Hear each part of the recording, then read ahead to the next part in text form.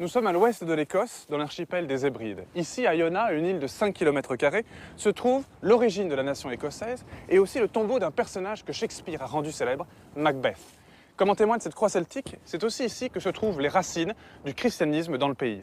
Alors Iona, c'est véritablement un concentré de religion et d'histoire que je vous invite à découvrir aujourd'hui.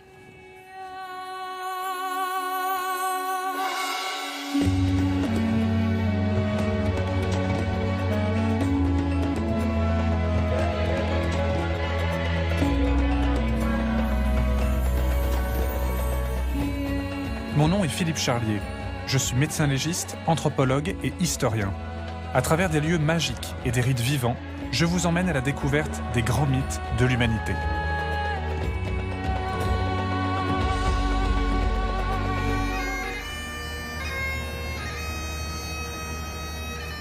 L'île de Iona est le berceau de l'Écosse. Les premiers rois y sont inhumés et le christianisme écossais y est né. L'Écosse est d'abord habitée par les Pictes, littéralement les hommes peints, un peuple celte qui se colorait le visage. À partir du 5e siècle, les Irlandais gaéliques et les Vikings venus de Norvège se mêlent aux Pictes. C'est ce brassage de population qui va donner naissance à la nation écossaise. De nombreuses traces historiques, religieuses et archéologiques témoignent ici de ce riche passé.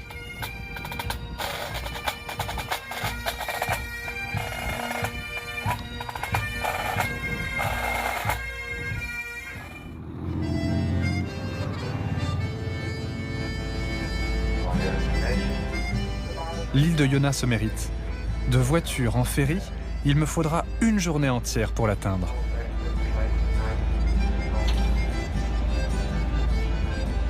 De Glasgow, il faut rejoindre Oban, le port de départ pour toutes les îles Hébrides intérieures.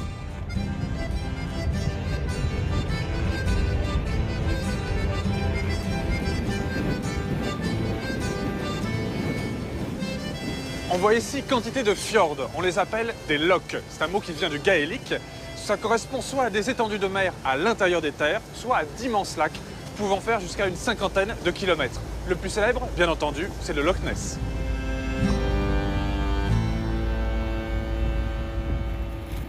Sur le trajet, à une demi-heure de bateau de Iona, l'île de Staffa est un site exceptionnel, une curiosité géologique et surtout un lieu de légende. Dans ses flancs, la grotte de Fingal forme une nef de 20 mètres de hauteur, soutenue par d'impressionnantes colonnes basaltiques.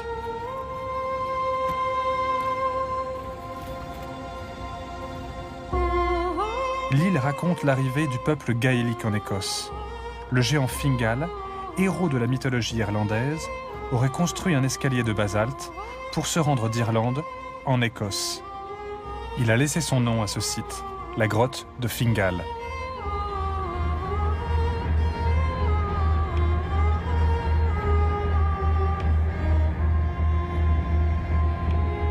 Iona, l'île sacrée. Dominée aujourd'hui par l'abbaye de Saint-Colomba, évangélisateur de l'Écosse, l'île compte une petite centaine d'habitants. Sur quelques kilomètres carrés se concentrent les racines du pays.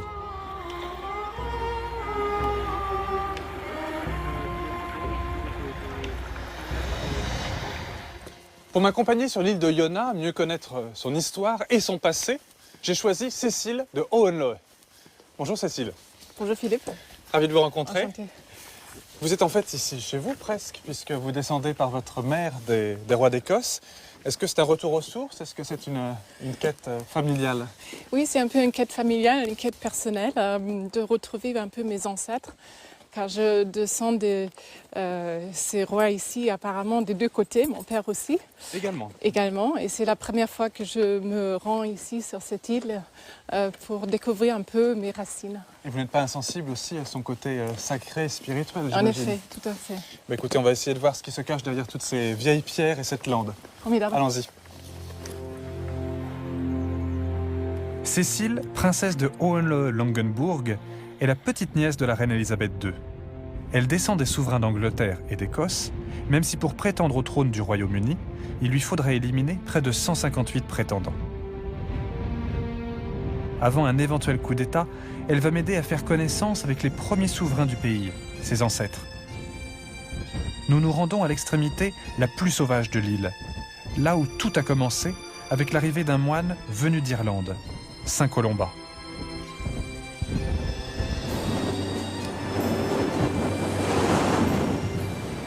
Ici, on est vraiment sur un endroit historiquement très important. C'est la plage sur laquelle Saint Colomba va débarquer au VIe siècle. Il va arriver avec 12 compagnons et c'est vraiment une plage dangereuse parce qu'elle est environnée de rochers. Il faut imaginer qu'il va arriver un soir de tempête. Les flots sont déchaînés, la mer monte très haut. Il y a de l'écume un petit peu partout. Oh, 1000 fois pire, je pense, 1000 fois pire. Mais il va dompter la nature. Il va demander en réalité à ce que la mer le porte à son sommet. Et là, il va se faire déposer tranquillement, gentiment, sur la grève. Et à partir de cette plage, il va enfin pouvoir conquérir, par la force du christianisme, l'Écosse et tous les États du Nord. Colomba est un noble irlandais devenu moine. Son nom signifie « colombe de l'Église ».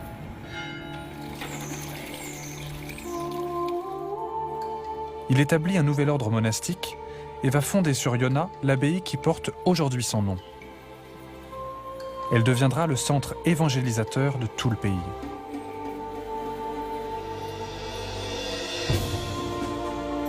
Le christianisme que Saint Colomba propage chez les Pictes est très singulier. Ici va s'établir en provenance d'Irlande plusieurs communautés très particulières, c'est ce qu'on appelle le christianisme celtique. C'est-à-dire que chaque abbé va diriger son abbaye, mais d'une façon totalement indépendante. Aucun rapport avec Rome. C'est vraiment radicalement différent de tout ce qu'on voit ailleurs dans l'Occident. C'est une indépendance complète. En 793, un premier raid viking ravage l'abbaye de Iona. La menace des Dracars, qui pèse sur tout le nord-ouest de la Grande-Bretagne, fait que dès le IXe siècle, le christianisme celtique demande la protection de Rome et va perdre, petit à petit, son indépendance et son originalité. Et c'est à cette époque-là, justement, où des reliques de Saint-Colombe qui étaient ici Oui. sont parties à cause de Red Viking dans l'Écosse, d'un côté, et Kells en Irlande. D'accord. Donc Et malheureusement, aujourd'hui, on ne sait pas où ils se trouvent. c'était divisé pour mieux protéger, si je peux pour dire. mieux protéger, et D'accord. entre-temps perdu. S'inspirant du christianisme celtique, un centre religieux œcuménique est installé sur l'île.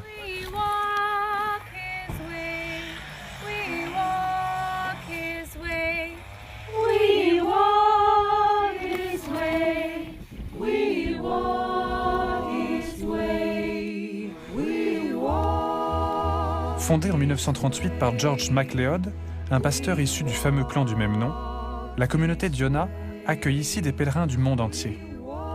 Le fondateur de cette communauté disait qu'à Iona, seule l'épaisseur d'une feuille de papier sépare le matériel du spirituel.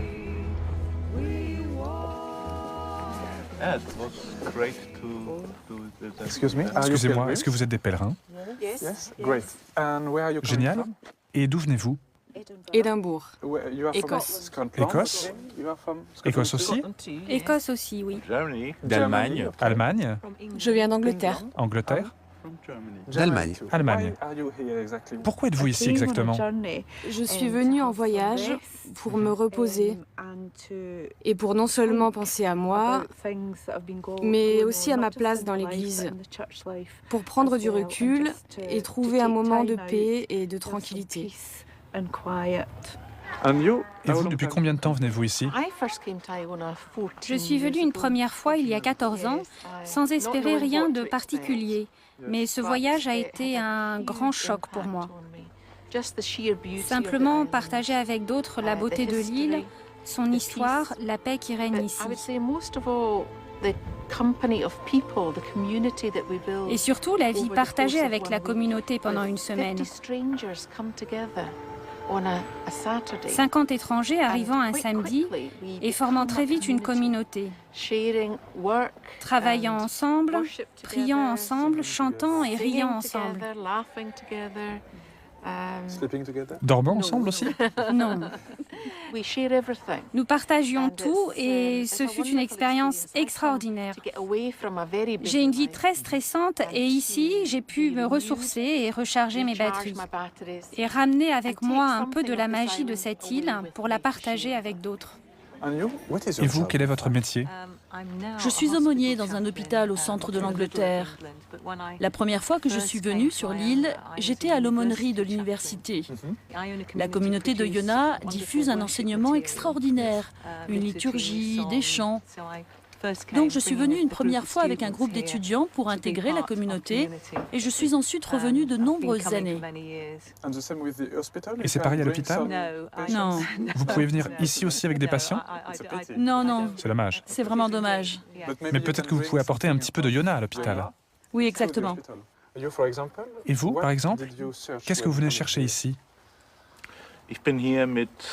Je suis venu ici avec 17 autres pèlerins de l'Église évangélique d'Allemagne, dans les environs de Francfort et de Mayence.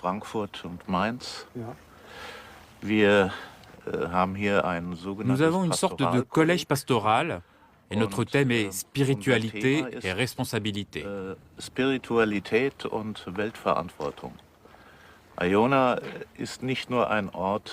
Iona n'est pas seulement un lieu pour la contemplation, mais c'est aussi un lieu où les gens ont pleinement conscience de leurs responsabilités pour la paix, la justice et pour la préservation du monde créé par Dieu.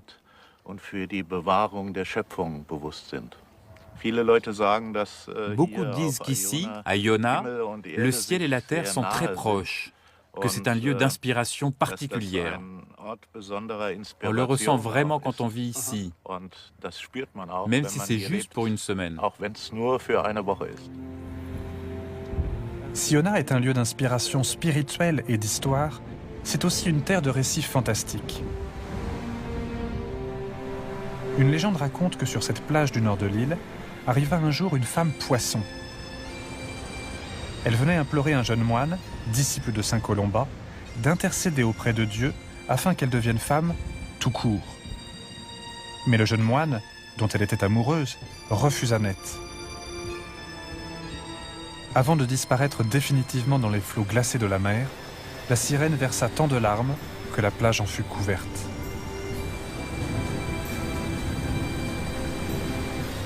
Les galets blancs que l'on voit aujourd'hui sur la grève sont devenus les larmes de sirène.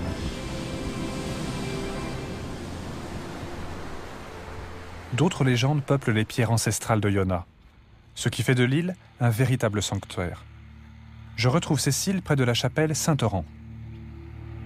Je ne sais pas si vous connaissez l'histoire, Cécile, de Saint-Oran. C'est un cousin de saint Colomba, donc celui qui a apporté la religion chrétienne ici, dans ces contrées reculées, au VIe siècle après Jésus-Christ.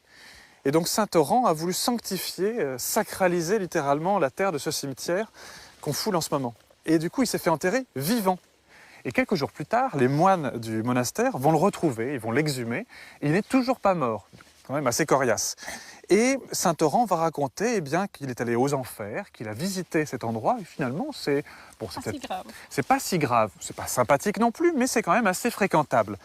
Complètement blasphématoire, l'horreur, les gens du monastère finalement décident de le réenterrer sur le champ, et depuis, il est toujours ici. Alors je ne sais pas si la terre a été sanctifiée, mais en tout cas les rois d'Écosse, c'était extrêmement important pour eux d'être enterrés à proximité à la fois de saint Colomba, derrière cette chapelle Saint-Oran, et aussi à proximité du corps de Saint-Oran lui-même. En fait, c'est ce qu'on appelle ad sanctos. Quand on est le plus près du saint, on passe de façon plus rapide, plus précipitée dans le paradis. On est un petit peu aidé, si je peux dire.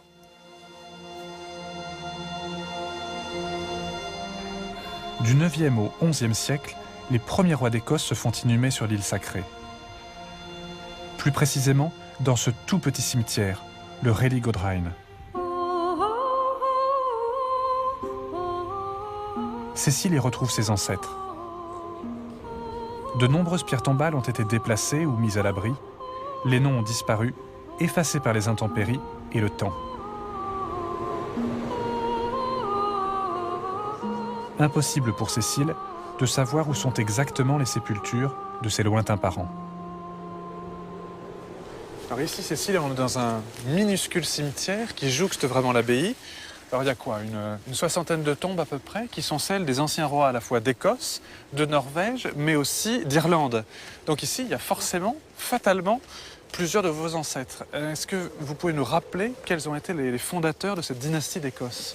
Oui, le fondateur en fait du royaume écossais, c'est Kenneth Ier, qui s'appelait aussi Kenneth MacAlpine. D'accord. On est en quelle année? On est dans 840 à peu près. Et c'est lui qui unifie les Pictes avec le royaume gaélique d'Al-Raïda, qui se trouvait en fait au nord de l'Irlande et à l'ouest de l'Écosse actuelle. Donc il crée le royaume d'Alba. Exactement. Et d'ailleurs, il est couronné roi d'Alba en 842. D'accord. Et ça, c'est le début de le royaume écossais. C'est l'acte fondateur. Exact. Donc on est à peu près contemporain de la fin du règne de Charlemagne. Ça correspond. D'accord. Alba est le mot gaélique qui désignait à l'origine toute la Grande-Bretagne. Le mot Albion vient de là. Le terme s'est ensuite uniquement appliqué à l'Écosse. Le royaume d'Alba est devenu le nom primitif de la nation écossaise, qui naît avec Kenneth Ier. Depuis, 1200 ans ont passé. Toutes les pierres, on le voit, hein, elles sont vraiment complètement usées, elles sont recouvertes de mousse, très romantique, c'est très très joli, mais en pratique, il n'y a plus du tout de nom qui est visible. Donc si ça se trouve, là je suis en train de marcher, d'ailleurs je marche vraiment sur une tombe, mais si ça se trouve, c'est la tombe de Macbeth ou les ossements. Est-ce qu'on en sait plus sur Macbeth? D'ailleurs c'était Macbeth Ier. Macbeth Ier, le roi plus tardivement, oui. Qui est l'inspiration bien sûr pour Shakespeare. Mais ça n'a pas grand-chose à voir avec la réalité, c'est un drame. Il a pris certaines facts et après il a écrit sa pièce à sa manière. Chez Shakespeare, Macbeth est un traître et un tyran, poussé à l'assassinat du roi par une prédiction de 3 sorcières, mais aussi par sa propre femme. Macbeth était commandant du roi Duncan Ier. Et par sa mère, il avait des droits sur le trône. Et dans une bataille, il tue le roi Duncan Ier et il devient roi lui-même. Donc c'est un coup d'État, un véritable coup d'État. Tout à fait, un coup d'État. Et est-ce que le cher Duncan va être vengé? Est-ce qu'il y a une oui, logique? le Duncan Ier, il a 2 fils. Donald III, d'ailleurs, qui est le dernier des rois inhumé dans cet sanctuaire ici. Et c'est son frère, Malcolm III, qui venge la mort de son père et tue Macbeth en 1057. D'accord, en 1057. À l'image de Macbeth, d'innombrables meurtres et trahisons jalonnent l'histoire des premiers rois d'Écosse. En effet, sous le vernis chrétien, des traditions plus anciennes régissent encore la vie des souverains. Dans l'abbaye de Saint-Colomba, Cécile, devant les dalles funéraires de ses ancêtres, décrypte pour nous leurs règles de succession. Il y avait une tradition, en fait, à cette époque-là, une tradition gaélique, et ça s'appelait la tanistrie. Tanistrie. Le successeur d'un roi ou un chef de clan était choisi parmi ses parentés. Donc c'était pas le fils qui... Exactement, c'était pas forcément le fils. Donc il choisissait, en fait, parmi les collatéraux, donc souvent les frères, neveux, qui sont devenus rois après. Il avait plein d'assassinations entre les frères et les cousins quand même pour prendre le pouvoir. Parce que des rois d'Écosse qui meurent de mort naturelle, c'est rarissime en pratique. Tout le monde se tue, c'est une succession de meurtres. C'est à incroyable. Cette époque, oui. À cette époque.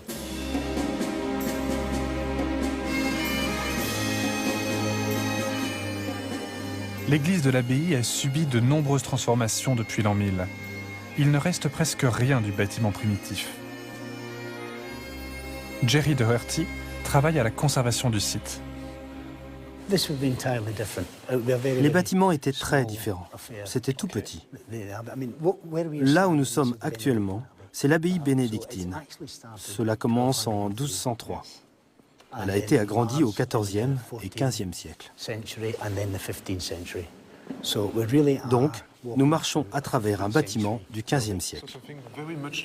C'est donc bien plus tard que les premiers rois d'Écosse. Il n'en reste plus rien. Et effectivement. D'accord. Pour savoir où sont exactement inhumés Kenneth Ier ou Macbeth, il faudrait retourner tout le cimetière, ce qui ne me dérangerait pas le moins du monde. Ça n'est pas imaginable de faire des fouilles archéologiques pour retrouver les squelettes, les tombes, des choses comme ça? Les fouilles, c'est bien, mais cela coûte de l'argent. Et on n'en a pas pour l'instant. Mais si c'est juste un problème d'argent, ça se trouve, c'est pas un problème. Je ne crois pas. Il n'y a pas un problème moral en plus? Oui, ils ne veulent pas déranger les tombes. Parce que vous voulez respecter les morts, peut-être? Comme ici. On n'ouvrira pas cette tombe. Il y a quelqu'un qui est enterré. Et c'est la tombe de qui d'ailleurs? On ne sait pas. Un abbé? Un homme religieux?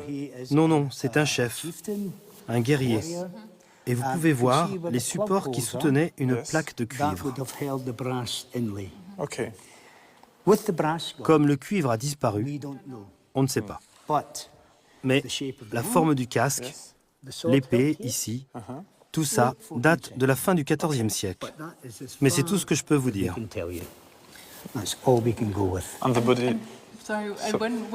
Quand a été enterré le dernier roi ici?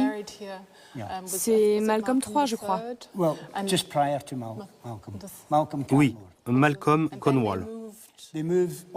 Ils se sont ensuite installés sur la côte est de l'Écosse, avec les châteaux, etc. Donc, les enterrements ont lieu sur la côte est, après Malcolm III Cornwall et la reine Margaret. Juste une petite question. Quand vous étiez en train de chercher vos clés, il y a quelques instants, vous aviez une toute petite pierre de marbre blanc dans votre poche. Est-ce que vous pouvez me la montrer à nouveau et m'expliquer pourquoi vous avez ça? Nous appelons cela le marbre de Iona. Et une légende dit que si vous avez sur vous du marbre de Iona, vous ne pouvez jamais vous noyer. Et vous vivez à Iona? Non, j'habite sur l'île de Mull. Donc vous prenez le bateau 2 fois par jour. Ah oui, c'est très utile. Très, très, très utile. Eh bien, merci beaucoup. Merci. Au revoir.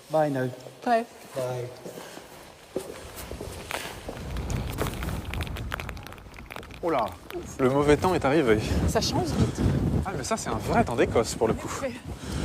Alors ce qu'on va rejoindre un petit peu plus loin, c'est le chemin des morts, c'est-à-dire un endroit par lequel étaient amenées les dépouilles de vos ancêtres, les premiers rois d'Écosse. En fait, ils partaient depuis le port, un petit peu plus loin là-bas, jusqu'au village, et ensuite étaient déposés au cimetière et également à l'abbaye. C'était vraiment important en fait pour l'Écosse d'avoir une nécropole royale, un endroit où toutes les dépouilles étaient réunies, un petit peu comme la basilique de Saint-Denis pour les souverains français. Alors je ne sais pas comment ça se dit en gaélique, ce chemin avec des pavés de granit rose, etc. Malheureusement, je ne parle pas la langue de mes ancêtres, mais apparemment on disait la Strat Namarf. Oula, c'est imprononçable ça. Désolée. Je ne vais même pas essayer. Iona, l'île sanctuaire, n'a pas livré tous ses secrets. Et si, par respect, on ne dérange pas les ancêtres de Cécile, des fouilles ont néanmoins lieu sur d'anciens lieux d'habitation. Hello, sir. Bonjour monsieur, Bob Will est archéologue. Hello. Et c'est lui qui supervise ces recherches. Nice to meet you. Ravi de vous rencontrer. Donc qu'est-ce que vous êtes en train de fouiller en ce moment ici? Eh bien, un mélange de poteries, des outils, des poteries faites à la main. Nous avons aussi une très belle épingle de broche médiévale ou de boucles d'oreilles. Et celle-ci date du 9e ou 12e siècle. Ça a été fabriqué ici? C'est possible. Le long de l'abbaye, il y a eu de la fabrication ici. Des preuves de travail du métal, des quantités de résidus de fonte, de découpe et des restes de forge. Des traces de fabrication de bijoux en lien avec l'abbaye. Donc c'est une fabrication locale? Oui, c'est probable. C'est difficile à dire. Oui, c'est une épingle en bronze. Donc ça pourrait être contemporain de Macbeth? Oui, oui.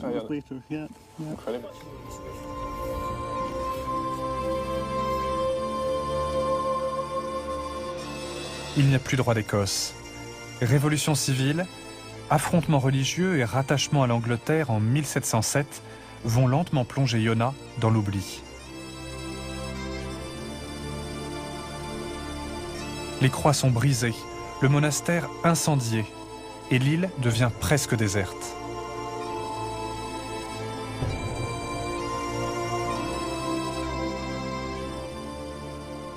De telles croix, il y en a eu plus de 300 sur l'île. C'est vraiment le symbole du christianisme celtique, associant une iconographie picte et gaélique.